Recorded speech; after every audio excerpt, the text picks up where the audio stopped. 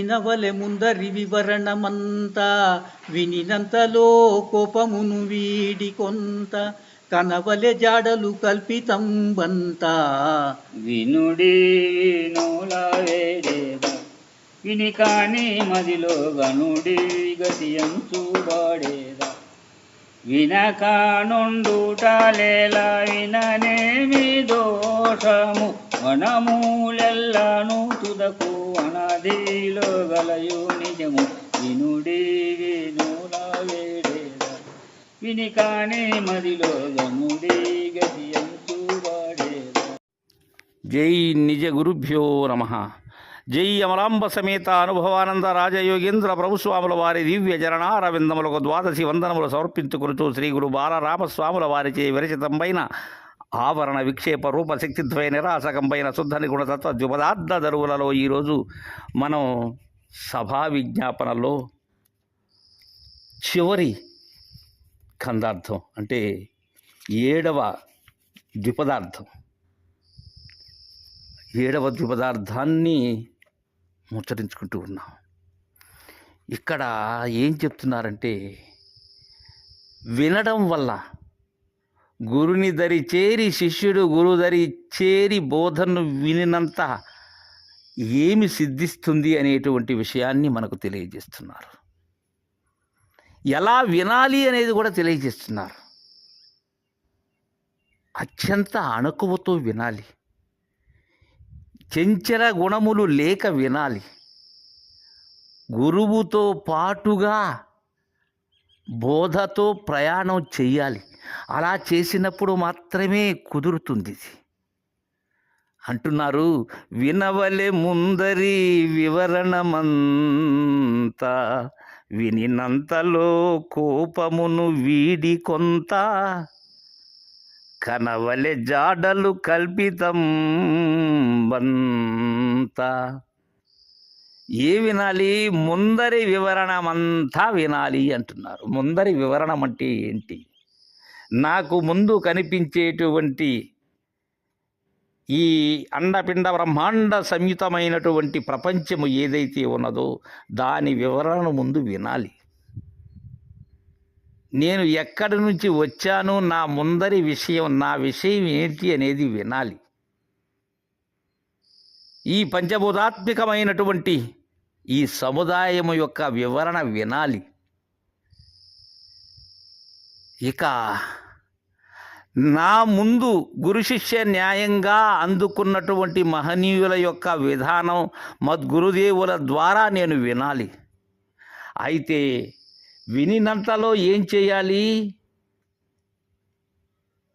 తొందర పడకూడదు, కోపాన్ని వీడాలి.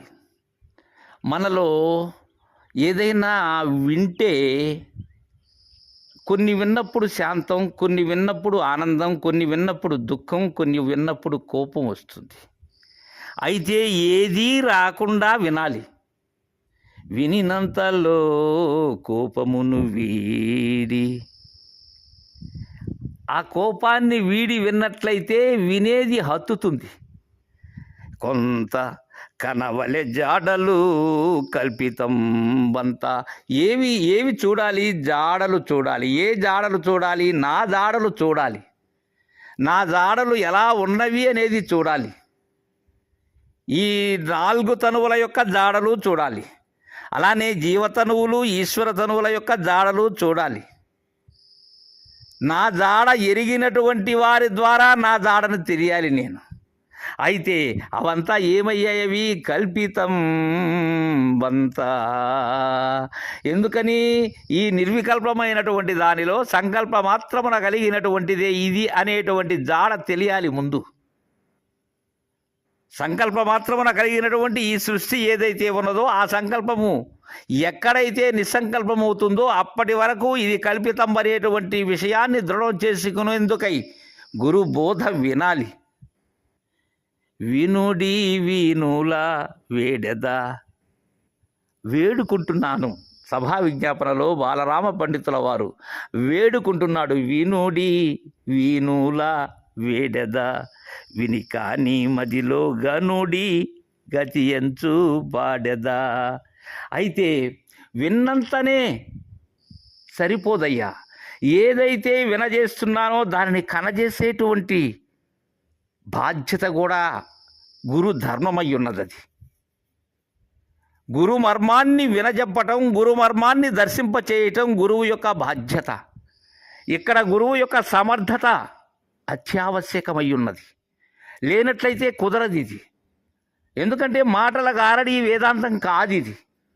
తాను ఏదైతే దర్శించి ఉన్నారో ఆ దర్శించిన దానిని తన శిష్యునకు ముందు బోధ చేసి ఆ బోధన దృఢీకరణం చెందించి దానిని దర్శింపచేసినటువంటి వాడే సరి. అందుకే విని కని మదిలో గనుడి గతి ఎంచు బాడెదా. ఈ గతి ఇది, అంటే ఈ విధానం ఇది. విని కాని మదిలో గనుడి గతి ఎంచు బాడెదా. ఇది ఇలాంటి విధానమైనటువంటిది అనేటువంటి విషయంతో నేను ఈ పదార్థ ధరువులుగా పాడుతున్నానయ్యా. వినక నుండుట లేలా విననేమి దోషము.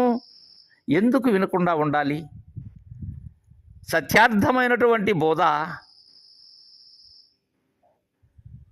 సదయుతుడైనటువంటి గురుదేవులు తెలియజేస్తూ ఉండేటప్పుడు వినకుండా ఎందుకు ఉండాలి? విననేమి దోషము. అది విన్నంతలో వచ్చినటువంటి దోషం ఏమున్నది? అయితే ఉన్నది ఏమున్నది? నేను లేకపోతాను. ఇది విన్నంతలో కన్నంతలో. వనములెల్లాను తుదకు వనాధిలో గలయు నిజము. నేను తెలియజేసేటువంటి మద్గురుదేవుని బోధ ఏదైతే ఉన్నదో అలానే మహనీయులు తెలియజేసేటువంటి ఏ బోధలైనా సరే వనములెల్లను తుదకు ఎక్కడ కలుస్తాయి? వనధిలో కలుస్తాయి. ఇక్కడ వనము అంటే ఏంటి? జలము అని. ఏ నదిలో నుంచి జలము ప్రయాణం చేసినప్పటికీ కూడా దాని యొక్క చివరి మజిలి ఏంటి? సాగరం, సముద్రంలో కలవాల్సిందే. తద్విధానంగానే ఏ బోధ అయినా సరే ఎక్కడికి చేరాలి? దైవం దగ్గరికి చేరాలి. దైవాన్వేషణతో మొదలై దైవాన్ని తాను తెలిసి తాను లేనటువంటి విధానం దగ్గర చేరాలి. ఇంకొక విషయం, వనములెల్లను తుదకు వనధిలో కలియు నిజము. వనము అంటే ఒక రకమైనటువంటి వృక్షాలు ఉండబడేటువంటి చోటుని కూడా వనము అంటారు, ఒక తోపు అని. ఆ తోపులన్నీ కూడా అంటే పలు రకాలైనటువంటి వృక్ష జాతులన్నీ కలిసేమవుతుంది? అరణ్యం అవుతుంది, వనధి అవుతుంది. తద్విధానంగానే బోధనా రీతులు భిన్నమైనటువంటి భావములతో చెప్పేటువంటి ప్రామాణిక గ్రంథ రచయితలు ఎవరైతే ఉన్నారో, అలానే గురుదేవులు ఎవరైతే ఉన్నారో వారు వారి గురువుల ద్వారా అందుకున్నటువంటి విధానం ఏదైతే ఉన్నదో అది ఆ శిష్యుని ఆసక్తిని గమనించి ఆ శిష్యుడు అందుకునే విధముగా చెప్పేటువంటి ఏ బోధ అయినా చివరికి చేరేది ఎక్కడికి? పరిపూర్ణము ఉండ చూసిన వెనుక నేను లేను అనే దగ్గర ఆగుతుంది. తద్విధానంగానే వనములెల్లాను తుదకు వనాధిలో గలయు నిజము. అన్నీ కూడా నదీనాం సాగరో గతి అన్నట్లుగా ఈ బోధలన్నీ కూడా పరిపూర్ణ సిద్ధాంతాన్ని మనకు అందచేయుటకే అనేటువంటి భావాన్ని మనకు బాలరామ పండితుల వారు 7వ ద్విపదార్థం ద్వారా తెలియజేసి సభా విజ్ఞాపన గావించారు. తదుపరి గురు శిష్య అన్యోన్య దర్శనంలోకి మనం రేపటి నుంచి ప్రవేశిద్దాం. జై గురుదేవ.